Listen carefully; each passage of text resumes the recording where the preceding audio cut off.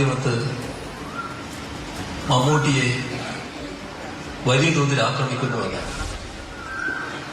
എന്തൊരു നിർഭാഗ്യകരമായ അവസ്ഥയാണെന്ന് നോക്കണം. നമ്മുടെ മലയാളത്തിന്റെ മഹാനടൻ നന്മ മാത്രം വിചാരിച്ച് കേരളത്തിൽ ഏറ്റവും മാതൃകാപരമായി പൂർത്തിയാക്കിയ ഒരു പരിപാടി കാണാൻ വേണ്ടി പോകുന്നു. അദ്ദേഹം ഗവൺമെന്റിനെ അറിയിച്ചില്ല, രാഷ്ട്രീയ പാർട്ടികളെ അറിയിച്ചില്ല, ആരോടും ഡിസ്കസ് ചെയ്തിട്ട് പോയതല്ല. അദ്ദേഹത്തിന് സ്വന്തമായി പോകണം തോന്നി. സ്വാഭാവികം ചെയ്തു. അങ്ങനെ ഒരുപാട് ആളുകൾ ചെന്നല്ലോ. എന്തിനാണ് അത് വിവാദമാക്കിയത്?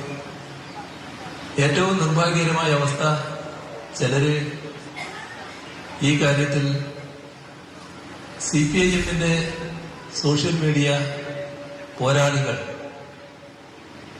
വലിയ തോതിൽ മമ്മൂട്ടിയെ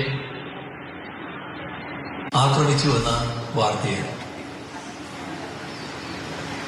CPIMന്റെ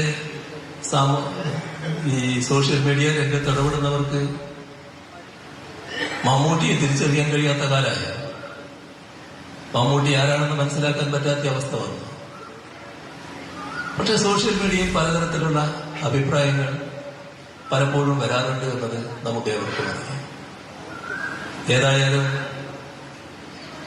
കേരളത്തിന്റെ മലയാളത്തിന്റെ മഹാനടന് അത്തരത്തിലൊരു പ്രചരണത്തിന്റെ ഭാഗമായി മനസ്സിന് വിഷമമോ പ്രയാസമോ ഉണ്ടായിട്ടുണ്ടെങ്കിൽ ഈ ഘട്ടത്തിൽ പരസ്യമായി അദ്ദേഹത്തോട് ഞാൻ ക്ഷമ ചോദിക്കുകയാണ്.